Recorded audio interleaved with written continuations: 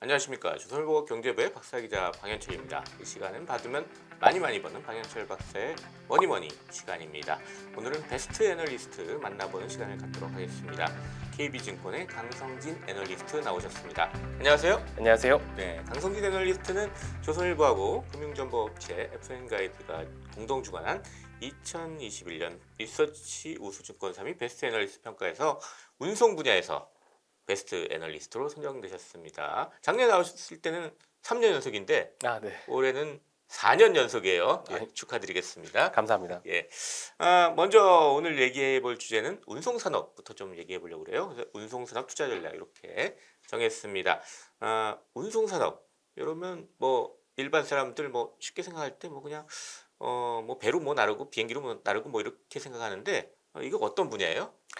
그 운송산업을 좀 거창하게 네. 얘기를 할 때 뭐라고 얘기하냐면 소비자들의 시간과 공간을 극복해주는 산업이다 이렇게 얘기를 합니다. 거창하게 시간 공간을 굉장히 극복해준다. 거창하죠. 예. 예. 근데 예. 사실 그게 뭐냐면 예. 나는 여기 지금 뭐 종로구에 앉아 있는데 음. 강남에서 볼 일이 있다. 음. 나를 이동시켜줘라고 음. 했을 때 그거를 해주는 산업이 운송산업이라는 얘기고요. 네. 그리고 그거를 이제 제가 걸어가면은 뭐 2시간이 걸릴 수 있는데 그건 30분 안에 해줘. 그럼 시간을 이제 줄여주는 거니까 축제주네요. 그게 또 이제 운송산업이고요. 음. 그렇게 얘기를 하지만 음. 사실 운송산업이라는 거는 우리 일상생활에서 아까 박사님께서 말씀 주신 것처럼 뭐 일상에서 보고 있는 산업이죠. 그래서 뭐 해운업, 뭐 H&M 같은 컨테이너 회사들, 뭐 페노션 같은 벌크선 회사들, 또 대한항공 같은 항공사들, CJ 대한통운 같은 택배 회사들 뭐 하는 회사인지 우리가 명확히 알지 않습니까? 네. 그런 산업들을 묶어서 이제 운송산업이라고 부르고 있습니다. 주로 그런 산업들 좀 보시고 계신 거죠. 네. 일단 좀 크게 얘기를 한번 해보죠. 코로나 이후에 좀 심각했던 이제 공급망 병목이 이제 풀리고 있잖아요. 네. 이러면 좀 해운이나 항공 주가에 좀 도움이 될 것 같기도 한데 올해 뭐 별로 주가는 안 좋았어요. 이거 어떻게 좀 봐야 되나요? 예. 이 운송산업이 아주 좀 특이한 부분이 뭐냐면요. 네. 서비스의 질이 떨어지면은 오히려 회사가 큰 소리를 치고요. 네. 서비스의 품질이 좋아지면 음. 오히려 소비자가 큰 소리를 칩니다. 보통의 이제 산업들은 되게 반대로 가는데 네. 지금 말씀해 주셨던 공급망의 병목 현상이 지난 2년 동안 굉장히 심했었고요. 네. 그러니까 배송에 예상되는 시간이 예전보다 훨씬 더 길어졌거든요. 그러면 이 물건을 맡기는 쪽의 입장에서는 내가 지금 비용이 늘어서 시간이 늘어서 불편하기는 한데 해운사나 항공사가 나한테 이렇게 만약에 얘기를 한다면 지금 빨리 웃돈을 주고 우리한테 물건을 빨리 맡기지 않으면 다음번에는 더 늦어질 수도 있습니다. 이렇게 얘기를 했을 때 그거를 거부를 못하는 그런 상황이 돼버립니다. 그래서 오히려 병목 현상이 있을 때 운임이 급등을 하고 해운사나 항공사들이 이익이 급증을 하고요.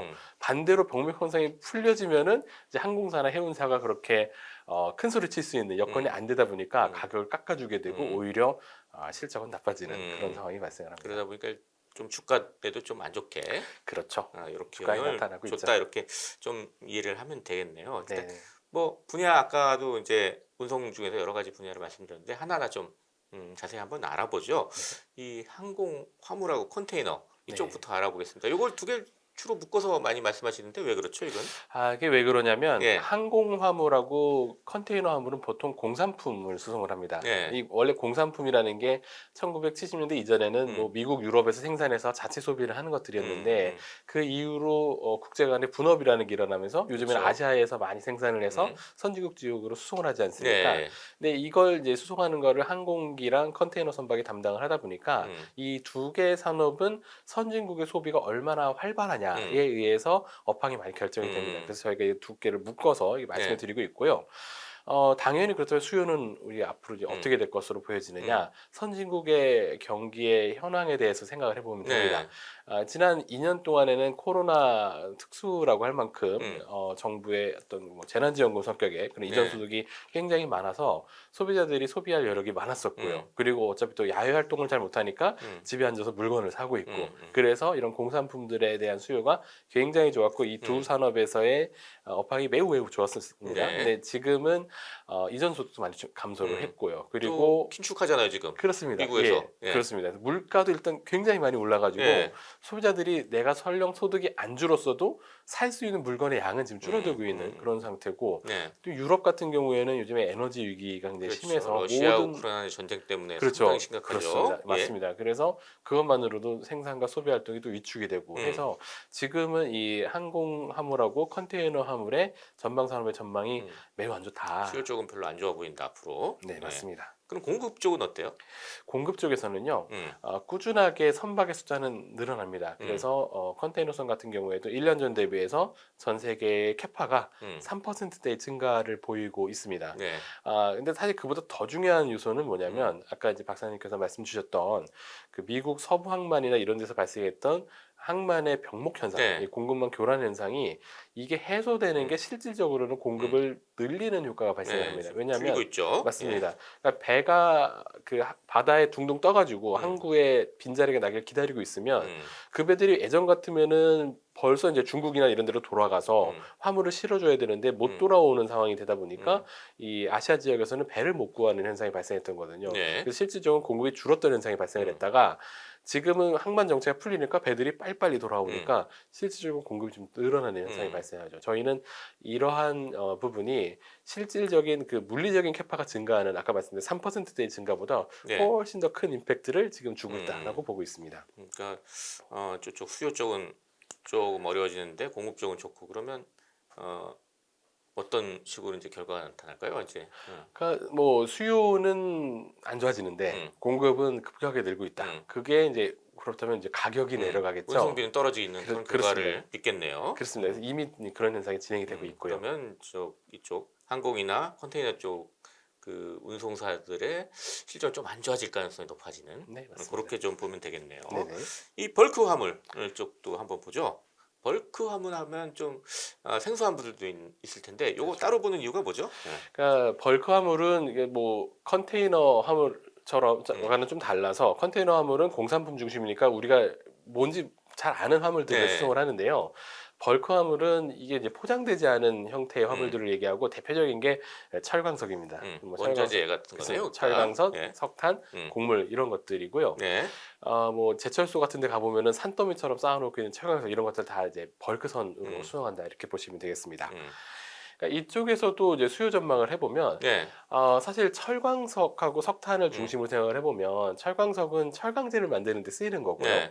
석탄은 주로 전력 생산에 음. 쓰입니다. 그리고 일부는 또 철광석을 만들 때 쓰이고요. 그렇죠. 그래서 예. 이 두 개가 만들어내는 제품이라는 결국은 전력하고 철강제인데 음. 이 두 개는 우리 경제 활동의 뭐 바로미터라고 할 수 있을 네. 정도의 지표들이죠. 음. 그래서 세계 경기가 좋아야 음. 이런 화물들에 대한 수요가 좋은데 음. 지금 일단 그렇게 좋은 상황은 음. 아니고요. 글로벌 침체 얘기도 나오니까. 그렇습니다. 예. 그리고 이제 곡물도 주요한 화물인데 음. 곡물은 일단 먹고 사는 문제이기 때문에 네. 인구가 제일 음. 중요하고요. 그리고 곡물을 사람이 먹는 것뿐만 아니라 음. 그 가축들이 먹는 것들 음. 또는 이게 곡물을 짜가지고 기름을 만들기 위해서 키우는 것들 이런 것들이 네. 굉장히 많아서 음. 식생활이 고급화돼야지 이런 것들이 늘어나는데 음. 역시 세계 경제가 성장을 해야지 그런 음. 곡물 수요도 늘어난다고 볼 수 있습니다. 네. 그렇다면 지금의 상황이 이제 역시 별로 좋지는 않다 음. 이렇게 볼 수 있겠고 좀 더 직접적으로는 음. 중국이 철강 생산도 제일 많이 하고 음. 전력 생산도 제일 많이 음. 하고 하다 보니까 이쪽에서의 그 철광석과 석탄 수요가 매우 중요한데 네. 중국 경제가 사실 요즘에 굉장히 안 좋죠. 네. 그래서 직접적인 영향을 주는 중국 때문에도 현재 이쪽의 수요 역시 매우 안 좋다 예. 말씀드릴 수 있겠습니다. 이번에 이제 시진핑 3.0 해가지고 다시 이제 연임을 하니까 또 제로 코로나 정책 계속할 것이다. 그래서 네네. 이게 중국 경제는 되게 악영향을 줄 거다 이런 전망들이 많이 나오는데 이런 것도 좀 여기 이제 수요 쪽에 이제 영향을 좀 미칠 것 같습니다. 맞습니다. 그럼 이제 공급 쪽 벌크 화물을 실어 나르는 공급 쪽은 어때요? 여기도 이제 컨테이너 쪽하고 비슷하게 좀 많이 풀리고 있는 맞습니다. 현상을 보이나요? 네, 맞습니다. 역시 벌크선도 이 물리적인 캐파, 배의 그 캐파는 네. 3%대의 공급 증가를 계속 유지를 하고 있습니다. 음. 그런데 문제는 여기도 이제 항만 정체가 있었던 거고요. 네. 주로 중국 중심으로 중국, 브라질, 호주 이런 그 광물들을 많이 취급하는 항구들에서 항만 전체가 많이 발생을 했었는데 조금 전에 말씀드렸던 중국의 제로 코로나 정책 이런 음. 것들 때문에 방역 조치 이런 것들이 굉장히 강해서 항만 입항 절차 이런 것들이 복잡해지다 보니까 배가 줄 서 있는 이런 일들이 있었거든요. 네. 근데 그런 현상이 올해 2분기를 정점으로 해서 상당 부분 완화가 됐습니다. 음. 그러면서 역시 이쪽에 공급 증가가 실질적으로는 또 일어나는 그런 음. 효과가 이제 발생을 했었고 음. 결과적으로 또 수요는 안 좋고 음. 공급은 늘어다 보니까 운임이 빠지고 음. 그래서 벌크선의 대표적인 운임 지표 저희가 뭐 BDI라고 많이 인용을 하는데 예. BDI 지수가 뭐 3,000포인트 넘게 가던 게 뭐 1,000포인트 이하로까지 잠깐 내려가는 그런 음. 정도의 급락을 또 겪었었죠. 그렇다면 앞으로 이쪽 운송산업 쪽 투자 포인트는 뭘 좀 보는 게 좋을까요? 그리고 또 네. 생각하신 토픽은 또 어떤 게 있는지 예, 제가 어려워 좀 보이긴 하는데. 예, 예. 제가 이제 좀 편안하게 예. 저희 이제 주로 이제 만나는 분들이 펀드 매니저들이다 음. 보니까 그런 분들과의 대화를 통해서 제가 느끼는 거는 지금 이분들이 화물, 뭐 음. 물류 이런 말들 들어가는 회사들에 대해서 전혀 투자할 생각이 없으시구나 이런 아무래도 생각들이 운임이 듭니다. 떨어질 것 같다 예, 이러니까. 그렇습니다. 예. 이게 글로벌 경기를 따라가고 또 음. 이쪽에 공급 사이드도 봐야 되는데 두 개가 다 안 좋으니까요. 네. 여기서 좀 뭔가 피해갈 수 있는 것들이 음. 뭐냐? 주제는 두 가지입니다. 음. 하나는 두 가지요. 여객 쪽에서 이른바 리오프닝 이후에 예. 국제 여행 수요가 좀 늘어났기 때문에 음. 그쪽에서 좀 턴어라운드가 좀 나오고 있는 부분들이 있고요. 저도 그건 좀 괜찮을 것 같아요. 왜냐하면 지금 네네네. 일본 가는 비행기가 그렇습니다. 항공료 이게 풀렸잖아요. 지금 그것들이 네네네. 뭐 80만 원까지 올라갔다 예, 그러더라고요. 예. 예예예예. 예.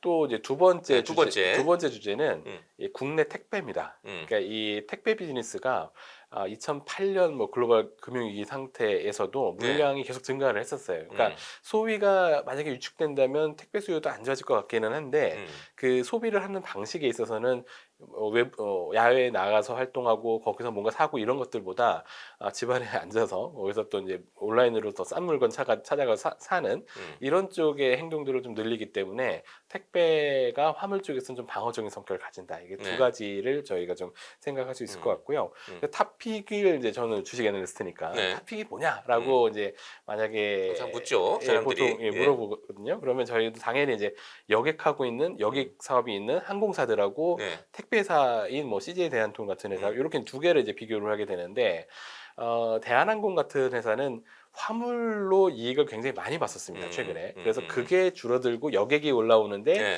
전체 이익은 이제 감소하는 쪽으로 가게 될 음. 거로 보고 있어서 저희가 강하게 추천을 드리고 네. 있는 상태는 음. 아니고요.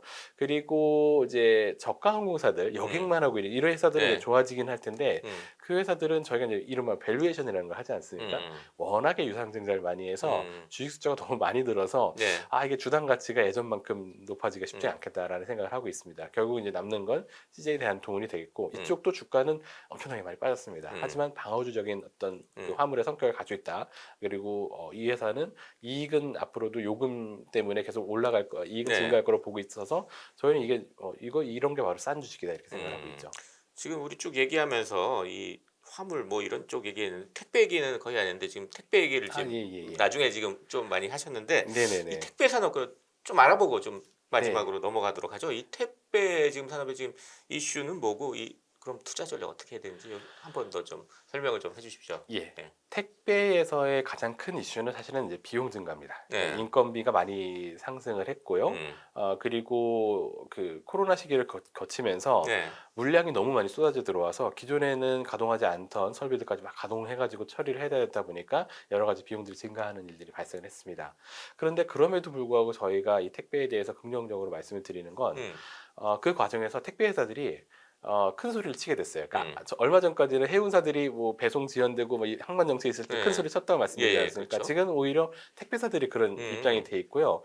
그래서 비용 증가하는 건 분명히 이제 부담스러운 부분이 음. 많은데 요금을 쉽게 올리고 있어요.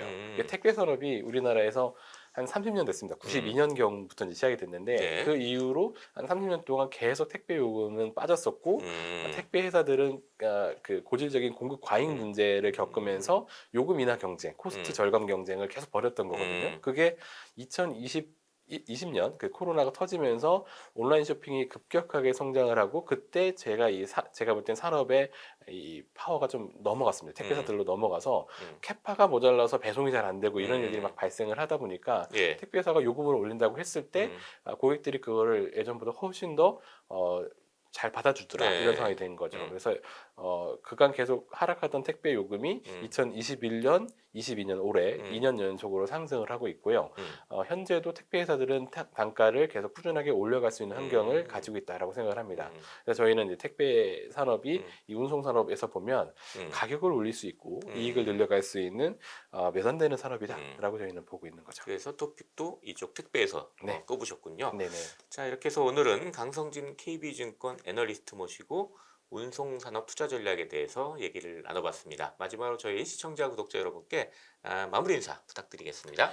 네, 이 운송 산업이 굉장히 그 사이클이 심한 산업입니다. 그래서 좋을 때는 굉장히 투자들을 행복하게 하는데 또 힘들 때는 또 많이 어렵게도 만들거든요. 그래서 현재 산업의 변화를 이제 자세히 살펴보시고 여기에 적합한 종목들을 빠르게 선택할 수 있는 그런 투자를 권고를 드리겠습니다. 시간 내주셔서 감사합니다. 예, 감사합니다. 여기까지 강성진 KB증권 애널리스트 그리고 저는 조선일보 경제부의 박사이자 방현철이었습니다. 그럼 다음 시간에 또 뵙도록 하겠습니다. 감사합니다.